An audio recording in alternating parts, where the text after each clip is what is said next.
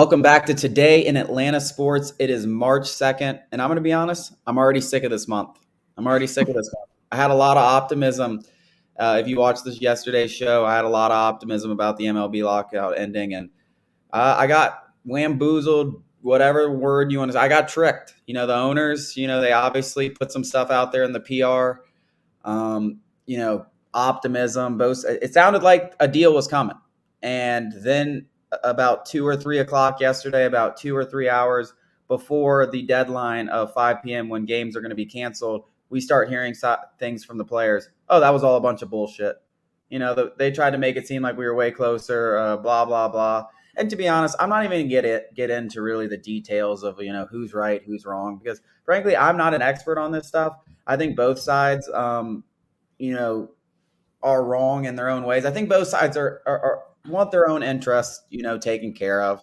But I think both sides, their own interests don't always make the game better. So it's kind of one of those things where I think both sides need to give and take. I thought that was happening. The fact that it took, until the last minute for these two sides to even have these conversations, that's the big problem here. And that is definitely something, that's the owner's leverage acting right there. They didn't feel the need to meet until the last moment because, they were willing to cancel these games, and that's the leverage that they have because they're rich. They can afford to lose, X amount of dollars. And to be honest, those games in April, especially, in cities where it's snowing still, they're not nearly as lucrative as games in September and October and the playoffs, which is really where they make all their money. So it's okay for them to lose these games in April. That's why they're so willing to lose these games in April. Meanwhile, a player, it doesn't matter. That salary is the same in April as it is in September, or as it is it's more than it is in October because a lot of them aren't even in the playoffs. So they're willing to lose these games in April. They've shown it, and that's what makes me so negative about the outlook of the future is because it definitely seems like these owners are willing to lose a whole month of baseball. They've already canceled the first week of the season. We don't know when they're going to meet next. It could be 2 weeks. Who knows? Hopefully it's sooner than that. But like I said, I think the owners, they're showing their willingness to miss the first month of the season. And I think that's when, we could have baseball back. If I was looking down the road now, I don't think we're going to have baseball in April. I think the season's most likely to start in May if we're lucky, and we could be looking at June. So as much as I hate to say it, I didn't want to start admitting these things because I wanted to act like they weren't real, but they are real. We saw that yesterday, and we could be looking at a much longer lockout than I anticipated, and it's very disappointing. Yeah, it's no secret that these are the least profitable games in terms of ownership. And if you prorate, players' salaries, not counting these games, it definitely hits their wallets harder than it does the owners. The owners don't care. The owners don't care at all, to a certain extent, obviously. But I want to comment on the commentary of the lockout. I saw a few people, talking about how the players union and the MLB representatives were like $50,000 apart on just one particular issue. There was a bevy of issues that, weren't resolved, but how clueless do you have to be to try and put into perspective what you make at your silly little corporate job and these professional athletes who hit 100-mile-an-hour fastball or throw 100-mile-an-hour fastball, or the owners who have enough, who have created enough self-wealth for themselves to be able to afford to own a major league team. I mean, you clearly don't have a grip on reality. If you were that valuable, you would be in a position to change this. I just wanted to say that basically all the commentary on the lockout is just basically ridiculous. And yeah, the fans suffer the most. That's not what I'm not saying that. But it's not as simple as being like, well, I make less than $50,000, so they should really get this together. It's like, yeah, you make less than $50,000 because you're not worth more than that. Like, yeah, it's crazy to me. Well, I mean, aside from that, I think that's just crazy talk. I did see a couple of tweets like that, which I was just like, what are you even talking about? Why are you even injecting what you make into these people's salaries? It has nothing to do with that. It's not relatable. No one's going to act like it's relatable. Even guys that are making $300,000-$400,000, it's still not relatable. So I don't understand.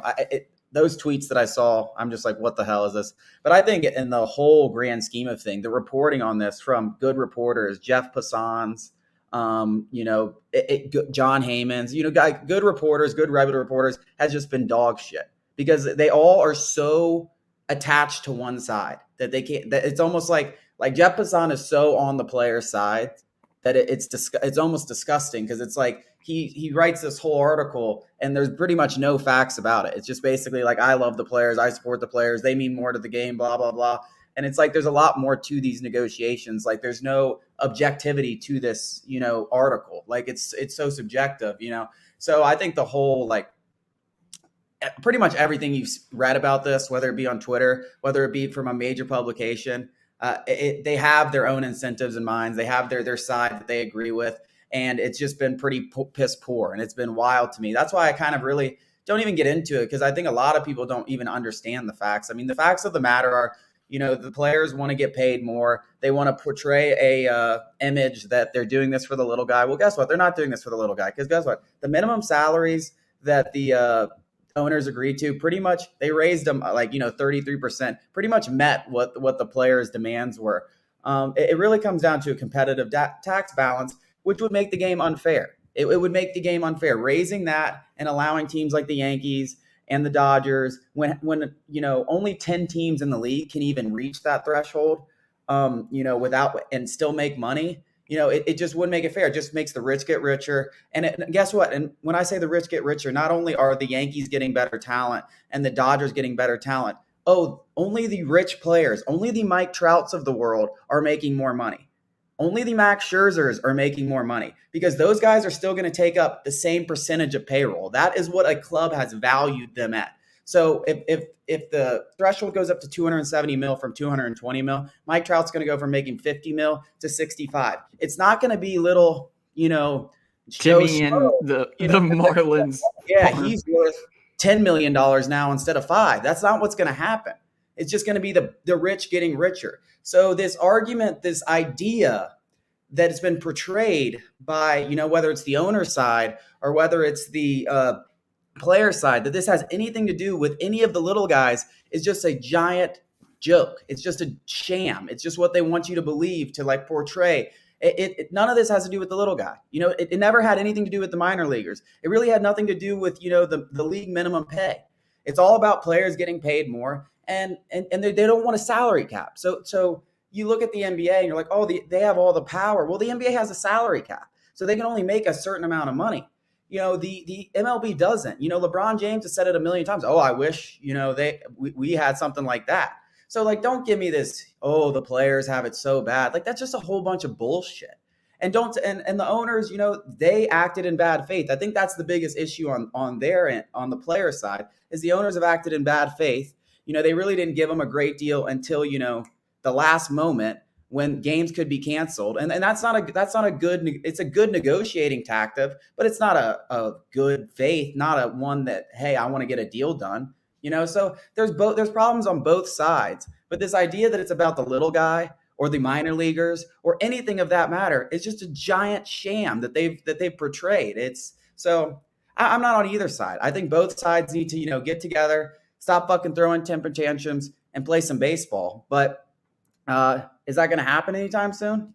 Probably not. I'm off the positivity, the optimism that I had.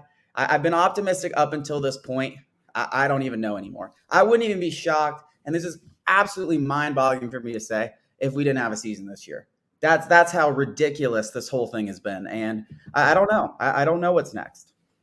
Yeah, it's pretty depressing to hear you even say, because you have been optimistic about the whole situation, and it's in our best interest for a season to happen. So I've clearly just, clung to the tending to be more optimistic. So to hear you say that outright is a little discouraging for sure.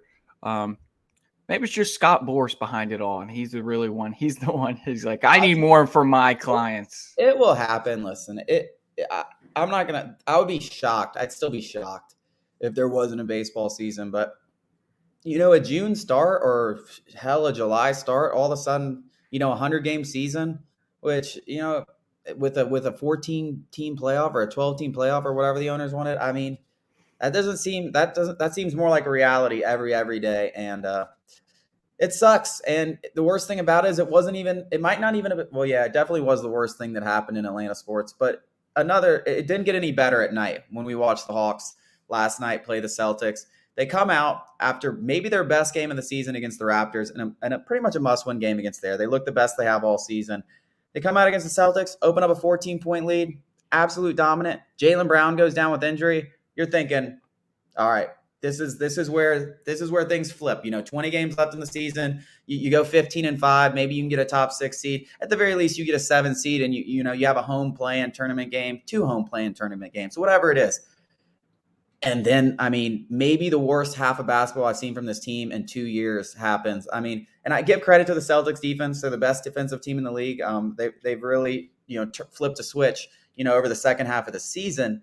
But there's no excuse for scoring 13 points in a quarter and then 20 points. 33 points and a half of NBA basketball. That's almost unheard of. I don't know if I've seen 33 points and a half this season, and definitely not from a team like the Hawks who can score, in bunches, one of the best offensive teams in basketball. Yeah, it was super discouraging to watch. I was beating my head against the wall watching the second half. And like you said, you got to give credit where credit's due. And the Celtics have the best perimeter defense in the NBA. And the Hawks' wings were shit. DeAndre Hunter does not look like the DeAndre Hunter that, you and I both have, said was going to be this great player. And I still believe maybe he will be, but his dribbling is sporadic. His shot is just not there anymore. Kevin Huerter wasn't great there for, this is all second half. All of Atlanta's wings were terrible.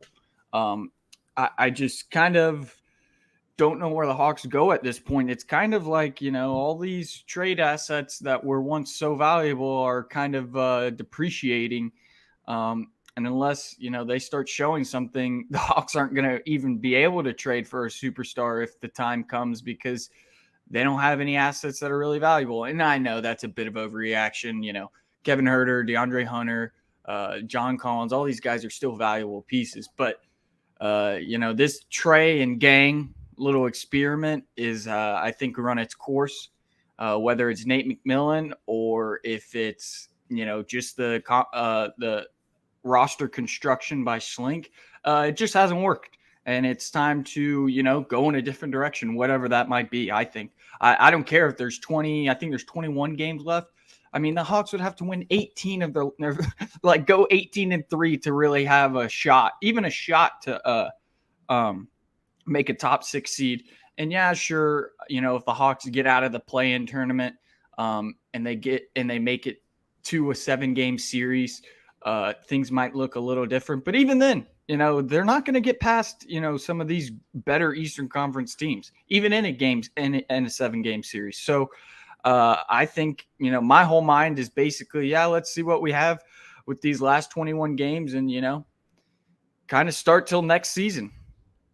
Yeah, I mean, you can look at the Celtics as a perfect example of a team that kind of held on to their assets for too long.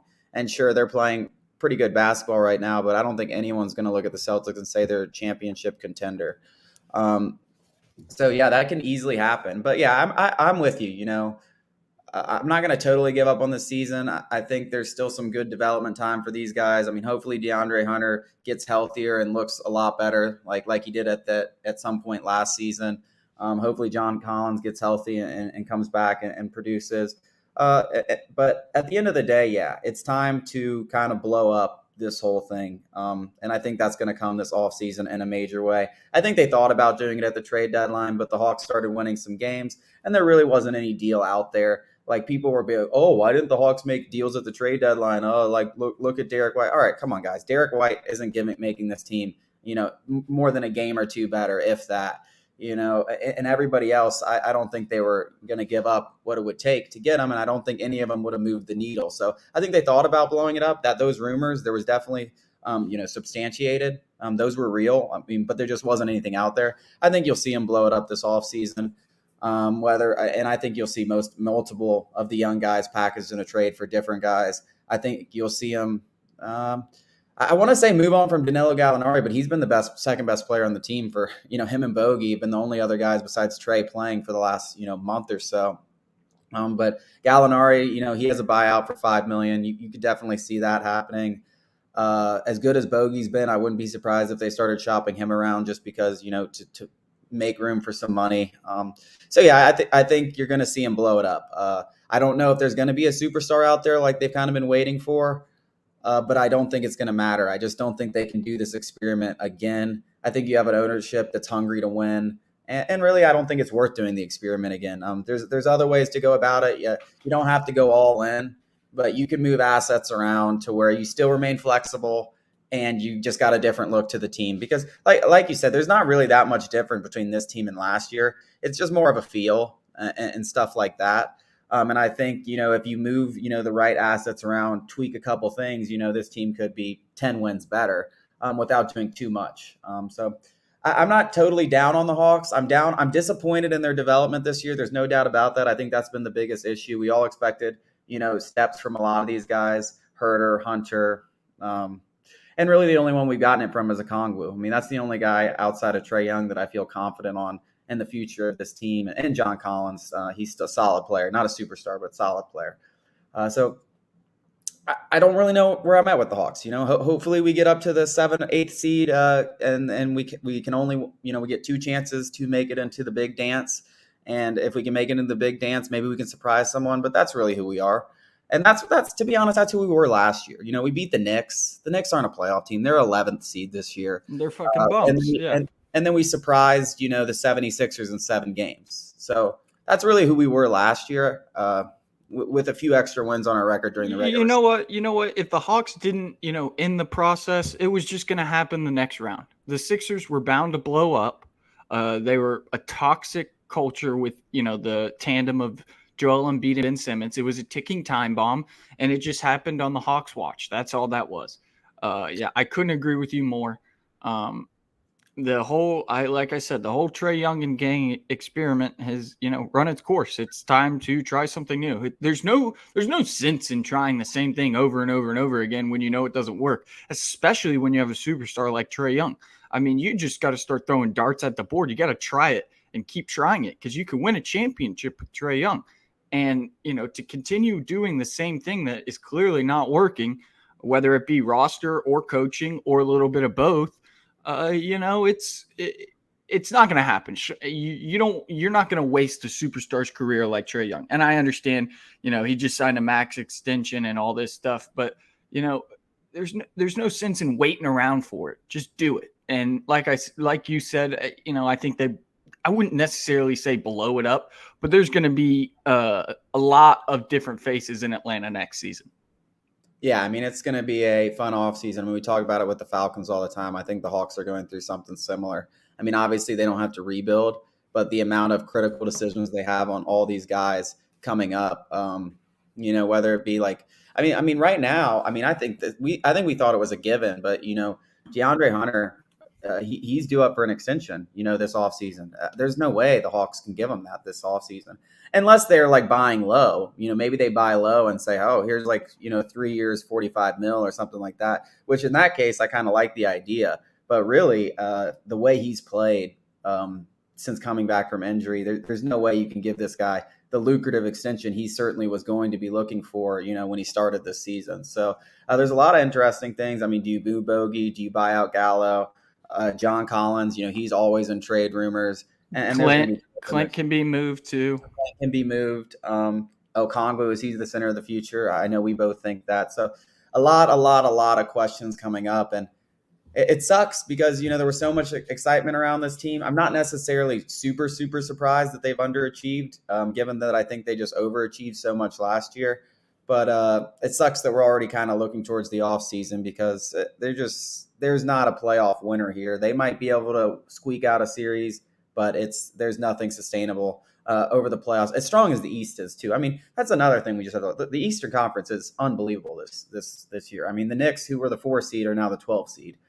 So unbelievable conference, and we'll just have to wait it out. I mean, who knows? Maybe they get hot, but I'm not holding my breath anymore. This team is what it is. It's 61 games. Yeah, the Hawks have been a big disappointment, but if you watched the game on TNT last night, then you watched the Lakers, who have been a bigger disappointment. So at least there's that, and they have no future. So Yeah, these well, they don't silver have they linings. don't have a future, but they trade LeBron and Anthony Davis, they'll have a future pretty quickly. That's So true. we'll see what happens in there. But that wraps it up for our show tomorrow. We might be back tomorrow, maybe not. I don't know. It kind of depends. I don't think we're going to have too much news with the lockout. No Hawks playing. So unless something happens in the Falcons world, we'll probably be back, Friday or next week. So thanks for listening, as always.